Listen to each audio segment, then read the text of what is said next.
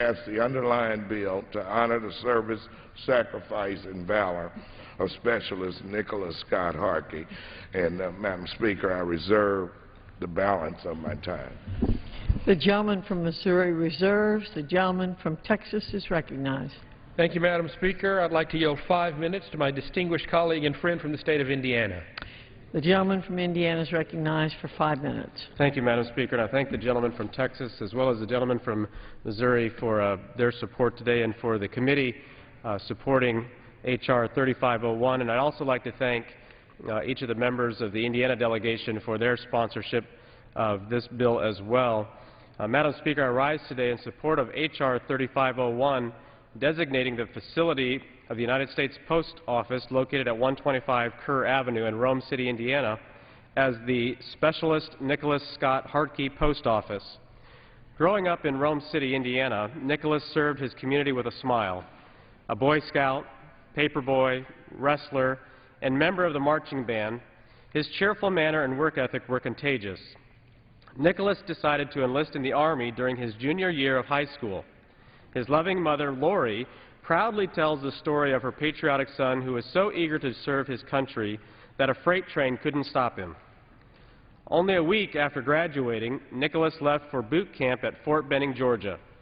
Nicholas chose to serve in the infantry. In August 2006, he and his unit, 1st Battalion, 26th Infantry, Brigade Combat Team, 1st Infantry Division, were deployed to Iraq. Far from the safety of his Indiana home, Specialist Harkey patrolled the streets of Ad-Hamiyah, a neighborhood in east-central Baghdad. Despite his age, Nicholas's determination and attitude set him apart. Members of the 3rd Platoon in Charlie Company knew they could depend on him. In the midst of a war zone, Nicholas served with distinction and earned the respect of his fellow soldiers and commanders. His gifts and strengths were known to those he served with. With the goal of attending West Point, he worked with his commanding officer to prepare himself for the challenges ahead. During a leave, Specialist Harkey came home and took the SAT test in preparation for West Point. Although he could have taken a different path, Nicholas's devotion to his unit led him to put his pursuit of the academy on hold until he finished his combat tour. Putting aside his own safety, he returned to Iraq to serve alongside his unit. On May 14, 2007, his patrol came under heavy attack. While navigating through intense fire, his Humvee hit a roadside bomb. Specialist Harkey lost his life in that attack. Specialist Harkey was awarded the Bronze Star for his final act of heroism. Hoosiers in Rome City and Americans across the country enjoy our freedoms because heroes like Nicholas and his family have paid the dearest price. We can never take that fact lightly. Madam Speaker, Specialist Harkey lost his life serving the country he loved. Renaming the post office of the community that loves and remembers him is a small but important gesture to recognize this young man. I urge my colleagues to support this legislation. Thank you again to the gentlemen for their support, and I yield back the balance of my time. The gentleman from Texas reserves. The gentleman from Missouri is recognized. Madam Speaker, I have no further speakers, and I urge passage of H.R. 3501 and yield back the balance of my time. The gentleman from Missouri yields back. The gentleman from Texas is recognized. Madam Speaker, I urge all members to support the passage of H.R. 3501, honoring Specialist Nicholas Scott Harkey, and yield back the remainder of my time. The gentleman from Texas yields back. The question is, will the House suspend the rules and pass H.R. 3501? Those in favor say aye. Those opposed, no. In the opinion of the Chair, 2/3 being in the affirmative, the gentleman from Missouri is recognized. Madam Speaker, I object to the vote on the grounds that a quorum is not present, and I make a point of order that a quorum is not present. Pursuant to Clause 8 of Rule 20 and the Chair's prior announcement, further proceedings on this motion will be postponed. For what purpose does the gentleman from Texas rise? Madam Speaker, I move the House suspend the rules and pass H.R. 3772. The clerk will report the title of the bill. H.R. 3772, a bill to designate the facility of the United States Postal Service located at 150 South Union Street in Canton, Mississippi, as the First Sergeant Landris Cheeks Post Office Building. Pursuant to the rule, the gentleman from Texas, Mr. Farenthold, and the gentleman from Missouri, Mr. Clay, each will control 20 minutes. The chair recognizes the gentleman from Texas. Thank you, Madam Speaker. I ask for unanimous consent that all members have 5 legislative days to revise and extend their remarks and to include extraneous material in the record on the bill under consideration. The gentleman's recognized. No objection. Thank you, Madam Speaker. H.R. 3772, introduced by the gentleman from Mississippi, Mr. Thompson, would designate the facility of the United States Postal Service located at 150 South Union Street in Canton, Mississippi, as a First Sergeant Landris Cheeks Post Office building. This bill was introduced on the 13th of January and was reported from the Committee on Oversight and Government Reform with a favorable report on February the 7th. Sergeant Cheeks served in the United States Army Medical Corps for 30 years, serving in World War II in Germany and France, and also in the Vietnam War. He is a decorated serviceman, having received numerous distinctions, including the National Defense Medal, the Army Commendation Medal, the Vietnam Service Medal, the Army Occupational Medal of Germany, the Bronze Star Medal, the World War II Victory Medal, and the American Campaign Medal. And beyond military service, Sergeant Cheeks was a role model in his community in Mississippi, serving with numerous community organizations, including the Madison County Union for Progress as chairman. The Union for Progress is a private organization that helps citizens seek and secure employment. He also served on the board of directors of the Canton Housing Authority. Cheeks was married for 66 years and raised 6 sons and 3 daughters. 6 of his children followed in his footsteps and served this country in the military.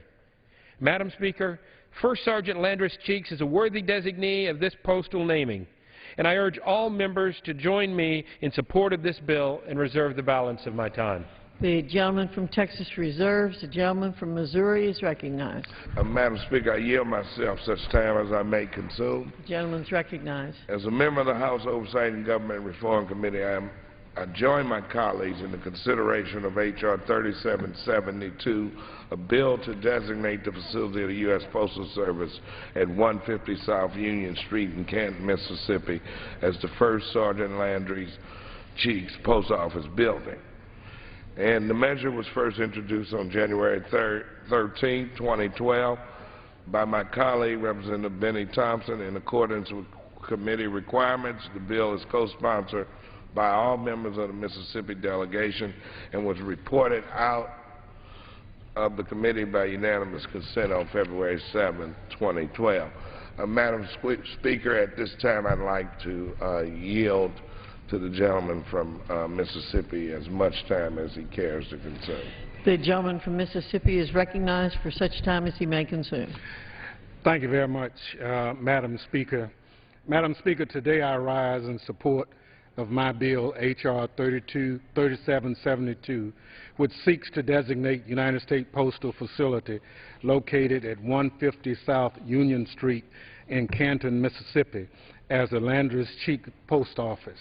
I introduced this bill to bring recognition to the outstanding works and commitment of retired First Sergeant Landris Cheeks to both the United States of America and to the city of Canton, Mississippi. I'm pleased to have my colleagues in the Mississippi delegation join me as original co-sponsors, Congressman Harper, Palazzo, and Nunnally. First Sergeant Cheeks has been a true patriot of our country and an integral part of his community for more than 60 years. He's dedicated his life after serving our country for 3 decades to giving back to the citizens of Canton. His mission to economically empower, inspire, and motivate the people of Canton have proven him to be an invaluable asset to the community. Sergeant Cheeks served the United States Army Medical Corps for 30 years, participating in Germany and France during World War II and the Vietnam War. He's a decorated serviceman, having received the National Defense Medal, Army Commendation Medal, Vietnam Service Medal, Vietnam Campaign Medal, Army of Occupation Medal of Germany, Bronze Star Medal, World War II Victory Medal, American Campaign Medal, and a Good Service Conduct Medal. In 2001, he was awarded the Blue Cross Blue Shield Ageless Hero Award. This honor is given in celebration of the spirit and vitality of our nation's seniors aged 65 and over who've proven themselves exemplary in the areas of community involvement, creativity, good neighboring, love of learning, new beginning, and vitality. Sergeant Cheeks has proven himself to be a role model of his community. After having been honorably discharged from the military, it was later discovered that Sergeant Cheeks had contacted Agent Orange and developed post-traumatic stress syndrome. Nevertheless, Sergeant Cheeks persevered and began actively assisting the people of Canton with searches for employment and with formulating and sponsoring extracurricular activities for the youth of Canton. Not only is Sergeant Cheeks committed to economic equality and bettering the community, but is also committed to civic engagement and involvement. He currently sits on the voter registration committee and serves as chairman of the membership committee of the Canton branch of the NAACP. Sergeant Cheeks has been a pillar in his community more than half a century and served our country honorably. I cannot find a more noble or better suited to have a building named in his honor. Mr. Speaker, the House Government and Oversight Reform Committee reported that First Sergeant Cheeks' post office building favorably by voice vote on February 7th. I urge my colleagues to support this necessary bipartisan and non-controversial bill, which will bring much deserved and appropriate recognition to a true patriot and outstanding member of society. And I yield back. The gentleman from Missouri reserves.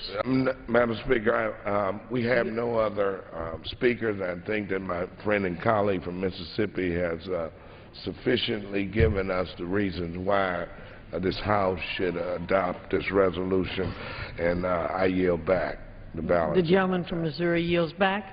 The gentleman from Texas is recognized. Thank you, Madam Speaker.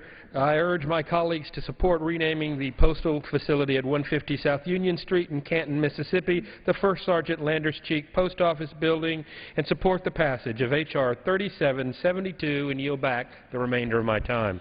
Gentleman from Texas yields back. The question is, will the House suspend the rules and pass H.R. 3772? Those in favor say aye. Aye. Those opposed, no.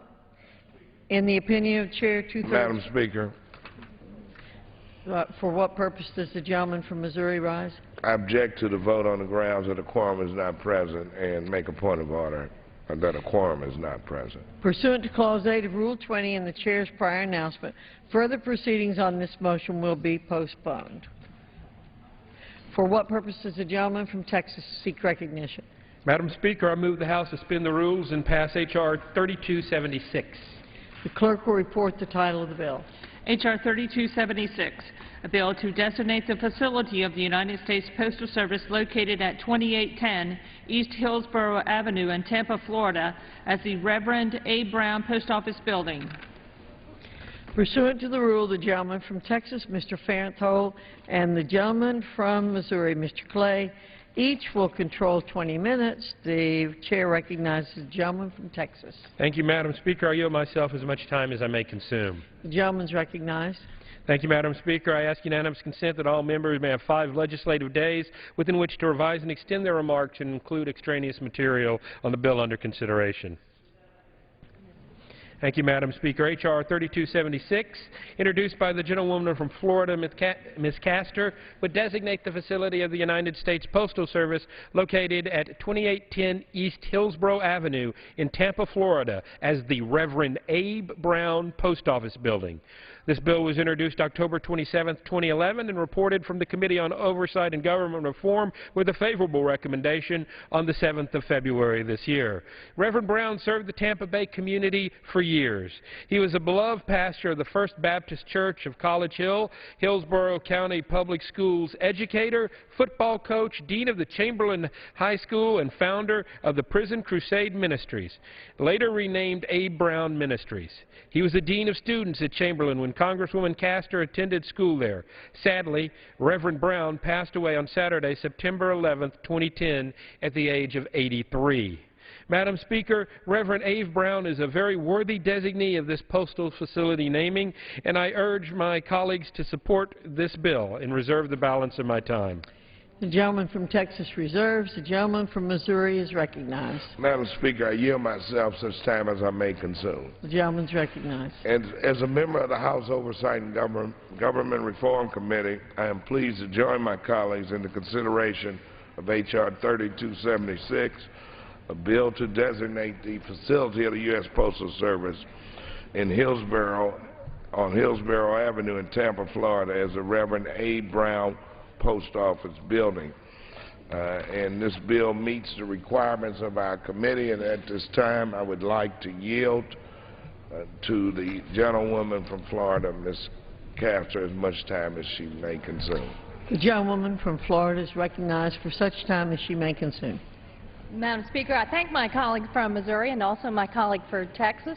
I rise in strong support today of H.R. 3276, a bill to name the post office located at 2810 East Hillsborough Avenue in Tampa, Florida, as the Reverend Abe Brown Post Office.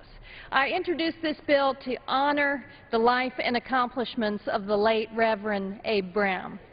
The Reverend Abe Brown was an educator and a pastor, and he devoted his entire life to helping others, whether it was in the classroom, in the guidance office, on the football field, in church, or through his ongoing ministries.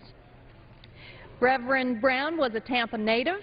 He was a 1946 graduate of the Great Middleton High School and a 1950 graduate of Florida A&M University. He came home after he graduated from FAMU and started work for the Hillsborough County Public Schools. He worked for the school district for 38 years as a teacher, as a coach, dean of students, and an administrator. As an educator and a coach, he promoted 16 athletes to professional football. He loved football. These professional players attribute their success in life, and not just on the football field, to the firm foundation and inspirational teachings of their beloved Middleton High School coach, Reverend Abe Brown. I had the honor of attending Hillsborough's Chamberlain High School when Reverend Brown served as the Dean of Students before he retired in 1988, and he was tough. He was tough on the outside, but inside he had a heart of gold. Reverend Brown also served as the pastor for the First Baptist Church of College Hill for many years. His deep and abiding faith led him, or called him, to found the Prison Crusades Ministries. It was renamed the Reverend Abe Brown Ministries, Inc. It's a nonprofit organization that enables offenders, ex-offenders, their families, and others at risk to achieve productive and spiritually fulfilling lives. It has made a real difference throughout the Tampa Bay area. Reverend Brown continued his social outreach, and in 1991 he received nationwide coverage and an honor through an article in the Reader's Digest regarding his active establishment and implementation of an effort to stop drug street sales in Tampa's College Hill community. Reverend Brown passed away in September 2010 after serving the Tampa Bay area in many capacities for many years. With the help of the East Tampa community, we fought to keep this particular post office open last summer. It was considered for closure, but it is a real focal point for the East Tampa community, and it is a very busy branch. So I look forward to dedicating this station to the Reverend Abe Brown, as does our entire community. He was a role model for young people and an inspiration for our entire community. He selflessly devoted his life to others, and instead of abandoning those who had lost their way, he worked tirelessly to help them get back on track. I thank the entire Florida delegation who sponsored this legislation on a bipartisan basis.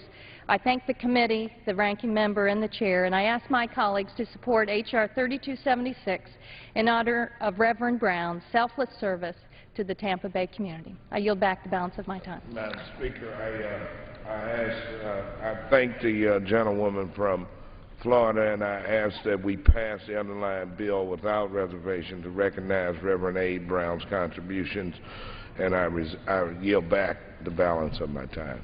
The gentleman from Missouri yields back The gentleman from Texas is recognized. Thank you, Madam Speaker.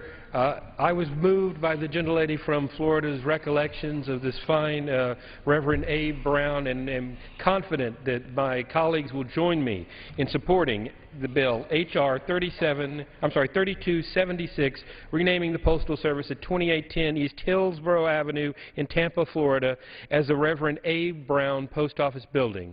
I yield back the remainder of my time. The gentleman from Texas yields back. The question is, will the House suspend the rules and pass H.R. 3276? Those in favor say aye. Those opposed, no. In the opinion of Chair, two-thirds. Speaker. The gentleman from Missouri is recognized. I object to the vote on the grounds that a quorum is not present, and I make a point of order that a quorum is not present. Pursuant to Clause 8 of Rule 20 and the Chair's prior announcement, further proceedings on this motion will be postponed. For what purpose does the gentleman from Texas seek recognition? Madam Speaker, I move that the House suspend the rules and concur in the Senate amendments to H.R. 2297. The clerk will report the title of the bill. H.R. 2297, an act to promote the development of the Southwest waterfront in the District of Columbia and for other purposes. Senate amendment. Pursuant to the rule, the gentleman from Texas, Mr. Farenthold, and the gentleman from Missouri, Mr. Clay, each will control 20 minutes. The Chair recognizes the gentleman from Texas. Thank you, Madam Speaker. I yield myself such time as I may consume. The gentleman's recognized.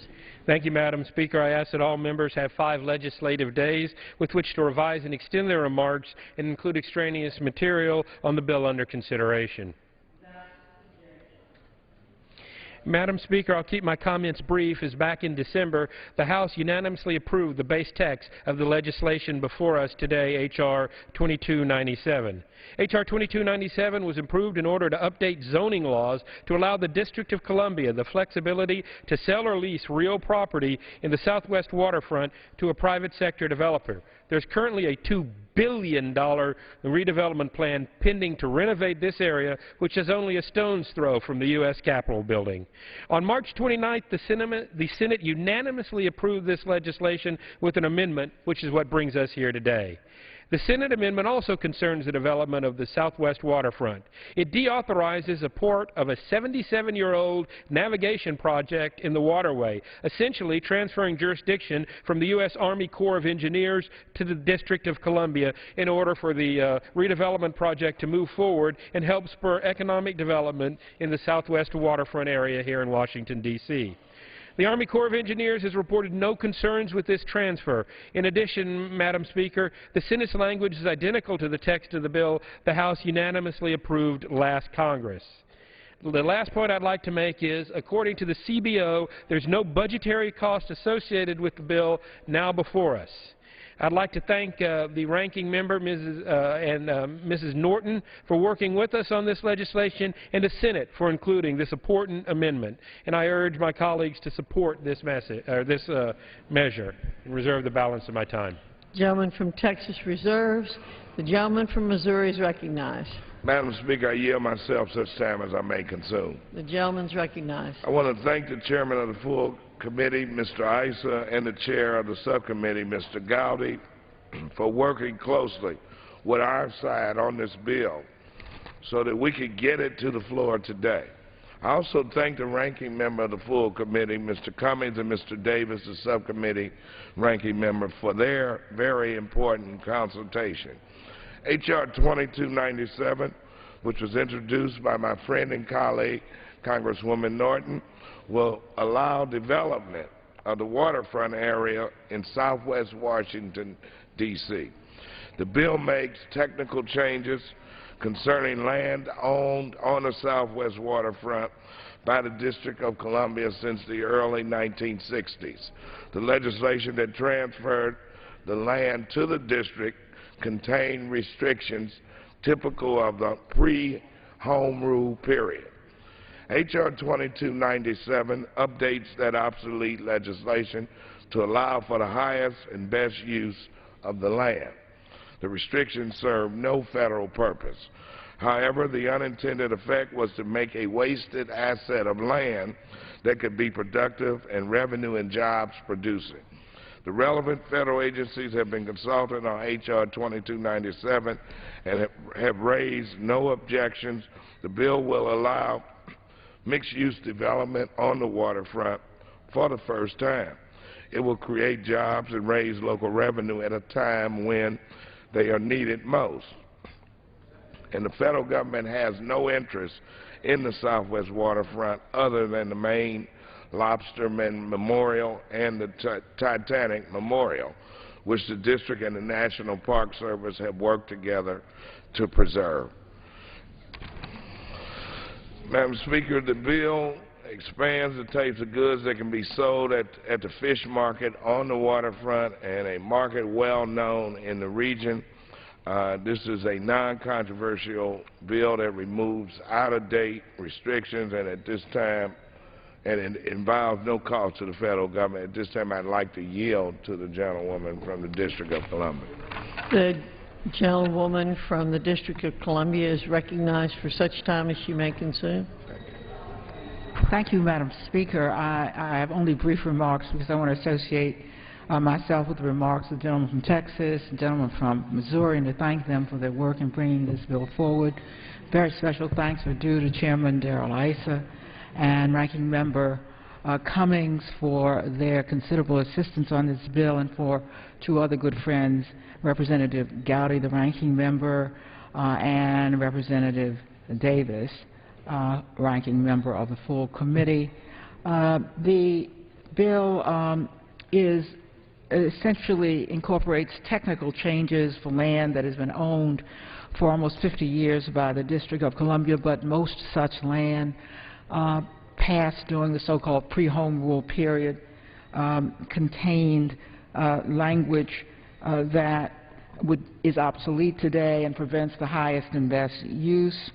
Last Congress, the smaller part of this bill, the Washington Channel Bill, was passed unanimously in committee, and on this House floor, the docks part of the bill had to be updated because it comes from the 1800s when the District of Columbia was a major port, and this allows the district now to use it for today's boating activities. All the relevant agencies, and I appreciate the work of the Coast Guard and the Navy in signing off on this bill, and I particularly appreciate the work of the member from Texas, the member from Missouri in bringing us forward, and the chairman and ranking member once again of the Oversight and Government Reform Bill and its subcommittee. And I yield back the balance of my time.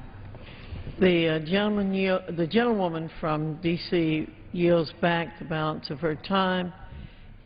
The gentleman from Missouri yields back.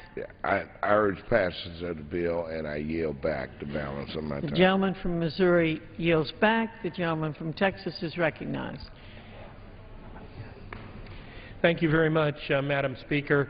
I join with my colleagues in urging support of this bipartisan economic growth and jobs bill that will create a vital new area in what is developing as a vibrant part of the District of Columbia, and urge my colleagues to support H.R. 2297, and yield back the remainder of my time. The gentleman from Texas yields back. The question is, will the House suspend the rules and concur in the Senate amendment to H.R. 2297? Those in favor say aye. Those opposed, no. In the opinion of the Chair, two-thirds being in the affirmative, the rules are suspended. The Senate amendment is agreed to, and without objection, the motion to reconsider is laid on the table. All right. Gentleman from New York.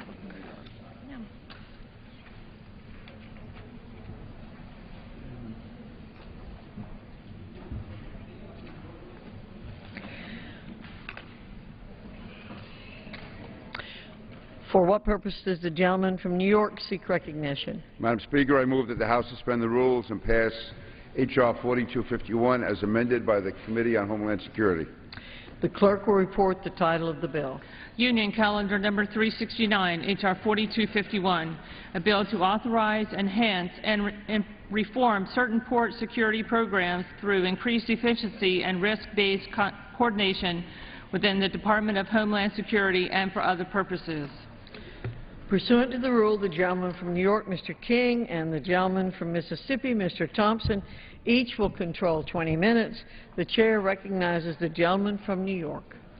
Madam Speaker, I ask unanimous consent that all members have 5 legislative days within which to revise and extend their remarks and include any extraneous material on the bill under consideration. Without objection. Madam Speaker, I yield myself such time as I may consume. The gentleman is recognized. At the outset, Madam Speaker, I would like to thank Chairman Miller for her hard work in this bipartisan legislation. After the attacks of September 11th, Congress recognized the importance of securing our nation's ports. SmartPort, building on the work of the Safe Port Act from 2006, addresses new maritime security challenges as the Department's port and maritime security mission continues to evolve and grow. This legislation accomplishes this by using a risk-based framework, enhancing security measures overseas before threats reach our shores, fostering a collaborative environment between Customs and Border Protection and the U.S. Coast Guard, ensuring port security duties, and leveraging our trusted allies. This bill would extend the validity of the TWIC cards currently set to begin expiring later this year until the Department of Homeland Security releases the TWIC reader rule, which has been delayed over and over again. This bill is a result of more than a year of close congressional oversight and scrutiny through hearings held by the Subcommittee on Border and Maritime Security. It's a good bill. I urge my colleagues to support it, and I reserve the balance of my time. The gentleman from New York reserves. The gentleman from Mississippi is recognized. Madam Speaker, I rise in support of H.R. 4251, the Smart Port Security Act, and yield myself such time as I may consume. Gentleman from Mississippi is recognized for such time as he may consume. Thank you, Madam Speaker. Madam Speaker, I'm pleased that the House is meeting today to consider H.R. 4251, the Smart Port Security Act. This bill includes a number of Democratic-sponsored provisions aimed at improving our nation's maritime security. Representative Loretta Sanchez authored a provision to strengthen the integrity of the TWIC program. Representative Laura Richardson authored language to allow port operators to use their grant funds to secure provided by local law enforcement. Representative Clark of Michigan authored a provision relating to northern border security. H.R. 4251 also includes language modeled after a bill I introduced, H.R. 1105, to relieve the nation's port and transportation workers from the hassle and expense of renewing their 5-year TWIC cards, given that DHS has not done its job to fully implement this security program. Specifically, Section 206 of this bill will relieve current TWIC holders, the men and women who work in our ports, from being required to secure new identification cards beginning in October 2012, given that DHS has not even issued a draft rule for biometric readers. For the full security potential of the TWIC program to be realized, there must be readers installed at ports to match the biometric cards with the individuals presenting them.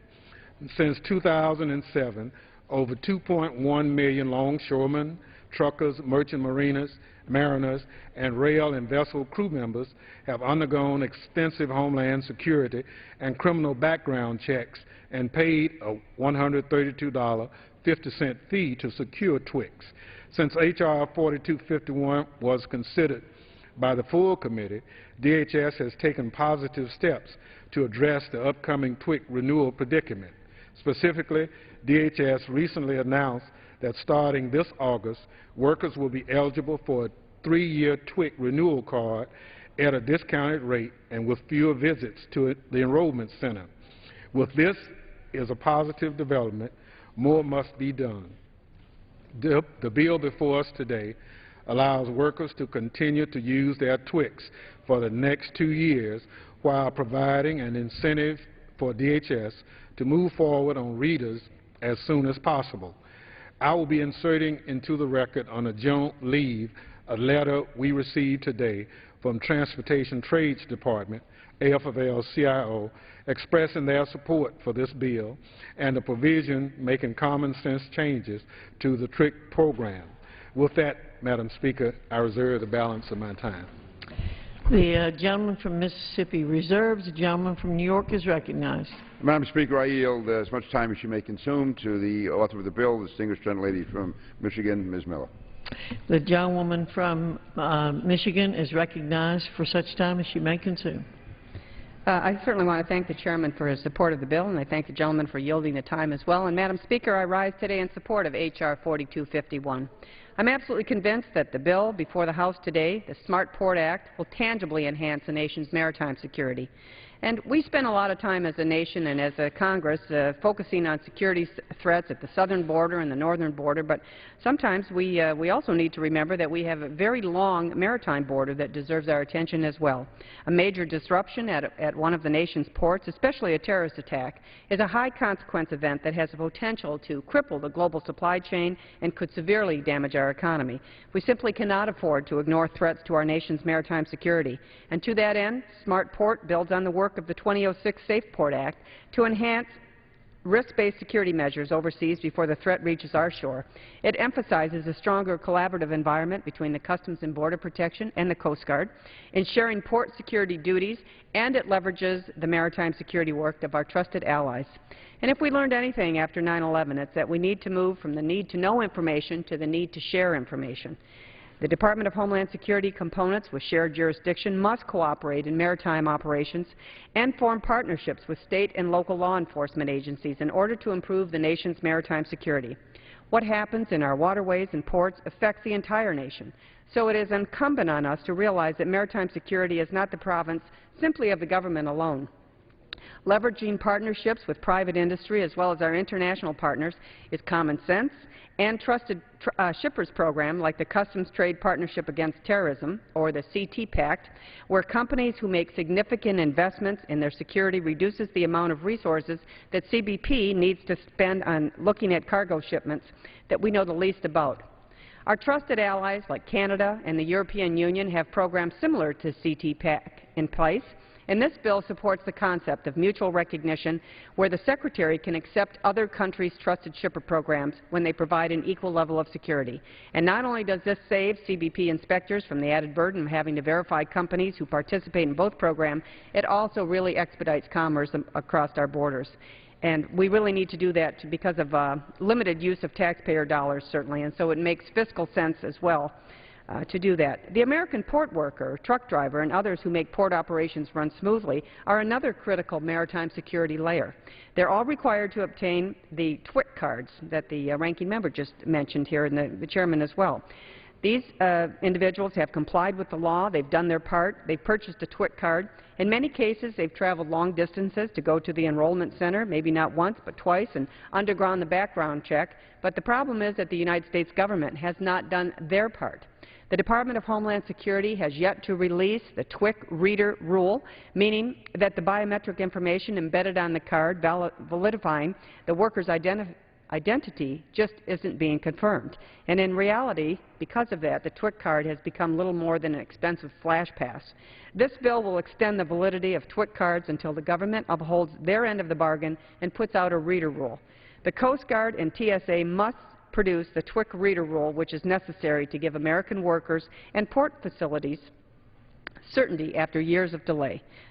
As well, we should be cognizant of the fact that the CBP and the United States Coast Guard cannot intrusively scan every truck, every cargo container or bulk shipment that comes into American ports. It's certainly cost prohibitive, but it would also cripple the just-in-time delivery system that the industry relies on to keep American commerce running. Instead, I believe that the security of the supply chain is maximized through the use of a risk-based methodology, which is a key element in this bill. Smart, cost-effective choices have to be made that maximize our resources while ensuring the security of our ports, and by that, our extension of our way of life. This bill, Madam Speaker, is a step towards smarter security that encourages DHS to become more efficient, better integrated, and more closely coordinated amongst its components, industry, and international partners. And again, I want to thank the Chairman, Chairman King, for his support of this bill, and Ranking Member Thompson of the full committee, and certainly my counterpart on the subcommittee as well, Ranking Member Cuellar. With that, I would yield back the balance of my time. The gentlewoman yields back. The gentleman from New York reserves the balance of his time. The gentleman from Mississippi is recognized. Thank you, Madam Speaker. Madam Speaker, I yield as much time as she may consume to the gentlewoman from California, Ms. Richardson. The gentlewoman from California is recognized.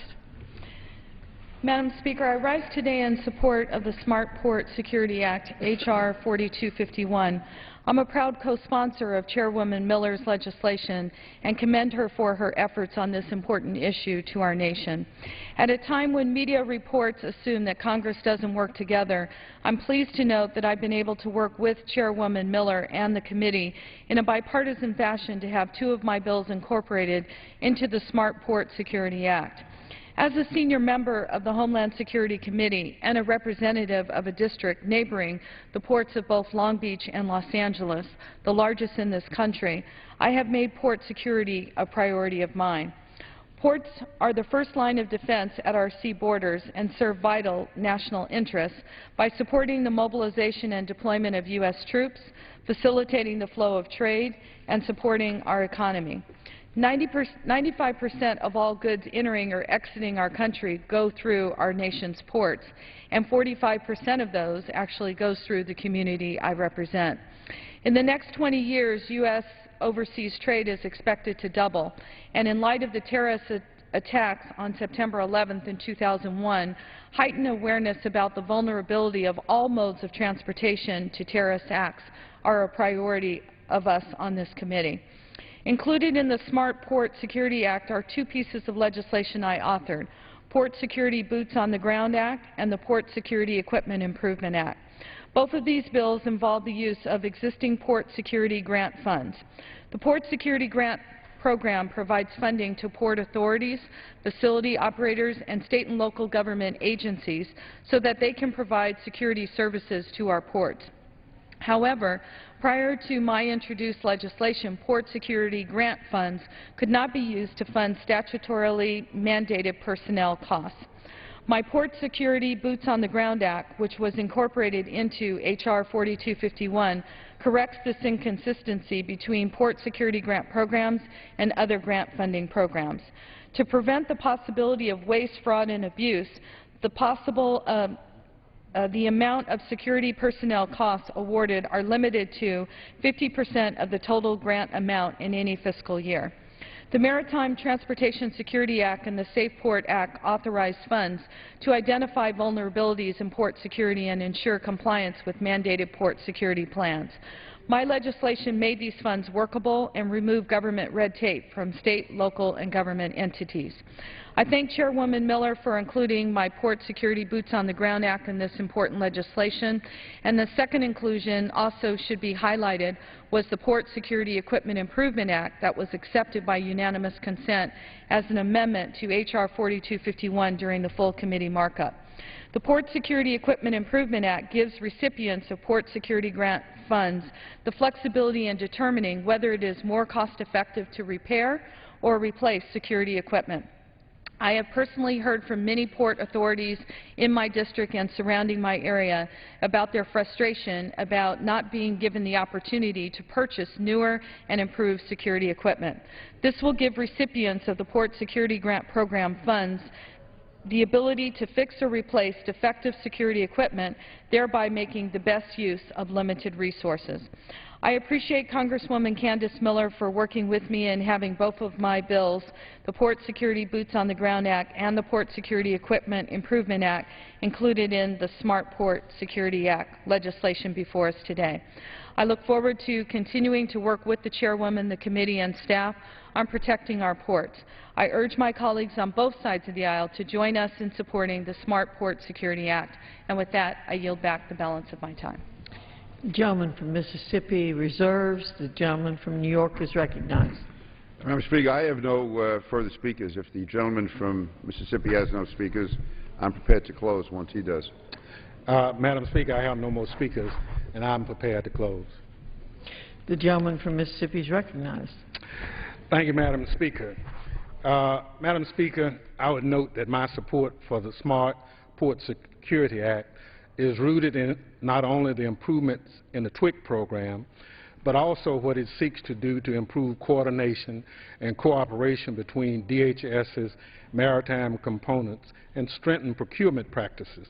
This bill is the result of bipartisan effort to strengthen the security of America's ports and waterways and ensure the Department of Homeland Security's maritime security efforts are effective and efficient as practicable. With that, Madam Speaker, I urge the passage of H.R. 4251 and yield back. The gentleman from Mississippi yields back. The gentleman from New York is recognized.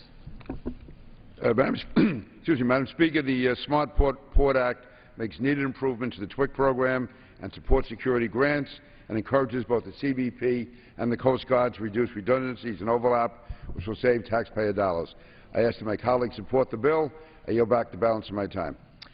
The question is, the gentleman yields back. The question is, will the House suspend the rules and pass H.R. 4251 as amended? Those in favor say aye. Those opposed, no. In the opinion of the Chair, two-thirds being in the affirmative, the rules are suspended. The bill is agreed to. Madam Speaker. Objection, the gentleman from Mississippi. Madam Speaker, I object to the vote on the grounds that a quorum is not present and makes the point of order that a quorum is not present. Pursuant to Clause 8 of Rule 20 and the Chair's prior announcement, further proceedings on this motion will be postponed. For what purpose does the gentleman from New York seek recognition? Madam Speaker, I move the House suspend the rules and pass H.R. 4005 as amended by the Committee on Homeland Security. The clerk will report the title of the bill. 352, H.R. 4005, a bill to direct the Secretary of Homeland Security to conduct a study and report to Congress on gaps in port security in the United States and a plan to address them. Pursuant to the rule, the gentleman from New York, Mr. King, and the gentleman from Mississippi, Mr. Thompson, each will control 20 minutes. The Chair recognizes the gentleman from New York. Madam Speaker, I ask unanimous consent that all members have 5 legislative days within which to revise and extend their remarks and include any extraneous material on the bill under consideration. Without objection. Madam Speaker, I yield myself such time as I may consume. The gentleman is recognized. Madam Speaker, H.R. 4005, the Gauging American Port Security Act, or GAPS Act, is a common-sense bill and requires the Secretary of Homeland Security to determine if appropriate security measures to protect the nation's ports are in place or if gaps in the security of U.S. ports exist. A lot of emphasis and attention is focused on our northern and southern land borders. However, it is important not to forget our largest border, the maritime border. While DHS employs a layered approach to maritime and port security based on risk, it is important to examine whether gaps in the current risk-based approach exist, which may have a detrimental impact on the security of our nation's ports and global supply chain. While DHS has come a long way in articulating the need for greater maritime cooperation to its Maritime Operations Coordination Plan and similar interagency operation centers and other regional operation centers, this bill will ensure gaps in port security identified, allowing DHS to better execute its risk-based approach to maritime and port security. I'd like to especially thank Congresswoman Janice Hahn for her work on this bill and her contributions to the committee, and I urge my colleagues to support it, and I reserve the balance of my time. The gentleman from New York reserves. The gentleman from Mississippi is recognized. Thank you, Madam Speaker. Madam Speaker, I rise in support of H.R. 4005, the Gauging America Port Security Act, and yield myself such time as I may consume. The gentleman from Mississippi is recognized. Thank you, Madam Speaker. Madam Speaker, this bill, authored by Representative Janice Hahn, a member of the Committee on Homeland Security, would require the Secretary of Homeland Security to conduct a study of the gaps in port security in the United States. The study, which would be submitted to Congress, must set forth a prioritization of those security gaps and a plan for addressing them. Finally, the bill would require that the Secretary of Homeland Security to share relevant port security information as appropriate with federal, state, and local government partners, as well as port owners and operators who are involved in protecting ports. Given the importance of America's ports and waterways to our nation and its economy, they are an attractive target for terrorists and criminals. The impact of a terrorist attack on a major port would be catastrophic, with massive economic losses in addition to probable loss of life. By requiring a comprehensive assessment of port security vulnerabilities and a plan for addressing them, we will be one step closer to making our ports and our nations more secure. With that, Madam Speaker, I reserve the balance of my time. Gentleman from Mississippi reserves. The gentleman from New York is recognized. Madam Speaker, I yield 3 minutes to the gentleman from Texas, Mr. Poe, who is co-chair of the Port Security Caucus, along with Congresswoman Hahn. The gentleman from Texas is recognized for 3 minutes. Thank the gentleman from New York for yielding and his work on this legislation.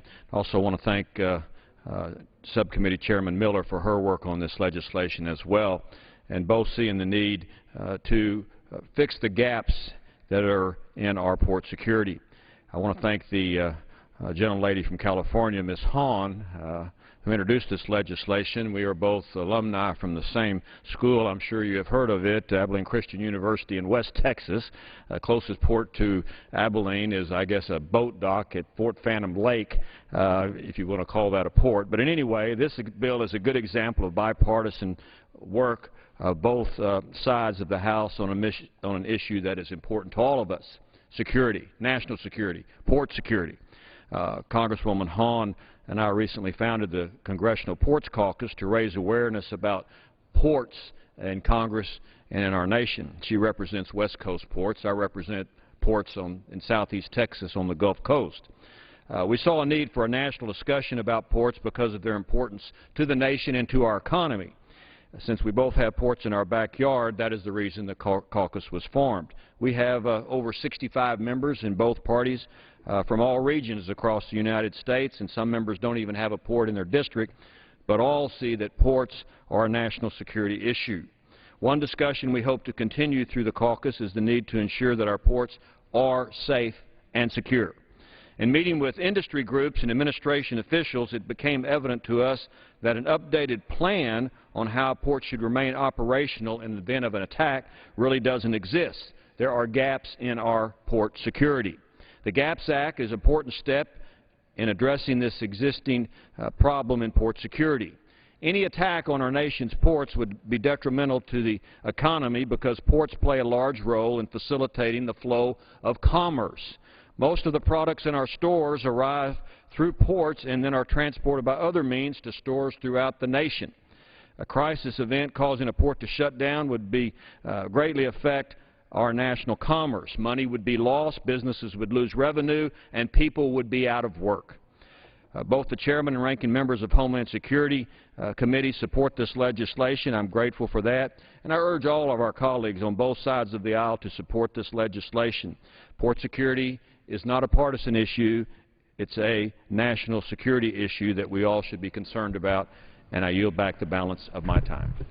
The gentleman from New York continues to reserve. The gentleman from Mississippi is recognized. Thank you very much, Madam Speaker. Madam Speaker, I yield such time as she may consume to the gentlewoman from California, a member of the Committee on Homeland Security and the original sponsor of H.R. 4005, Ms. Hahn. The gentlewoman from California is recognized for such time as she may consume. Thank you, Madam Speaker. I would like to begin by recognizing and thanking Chairman King and Ranking Member Thompson for their continued leadership on this incredibly important issue. The lessons of 9/11 have taught us that we must be continuously vigilant and proactive in seeking out and preventing our country's most pressing threats. That's why after 9/11, this Congress strengthened what proved to be one of our nation's biggest security threats up to that point, aviation security. And while I applaud the great strides we've made in aviation security, we have not made the same level of improvements in port security. This was such a priority for me when I came to Congress last summer that at my very first Homeland Security hearing, focusing on the 9/11 Commission's recommendations to Congress, I asked Lee Hamilton, the Vice Chairman of the 9/11 Commission, what should Congress be doing to improve security at our nation's ports? He responded by saying, My judgment would be that we have not focused enough on ports. This lack of focus on our ports not only jeopardizes our national security, but our economic security as well. The U.S. ports remain one of our country's greatest economic resources, as they provide our nation with the link to the rest of the world and the global economy. Each day, U.S. ports move both imports and exports totaling some $3.8 billion worth of goods through all 50 states. Additionally, ports move 99% of overseas cargo volume by weight and generate $3.95 trillion in international trade. However, port security does much more than protect American commerce. It also protects American jobs.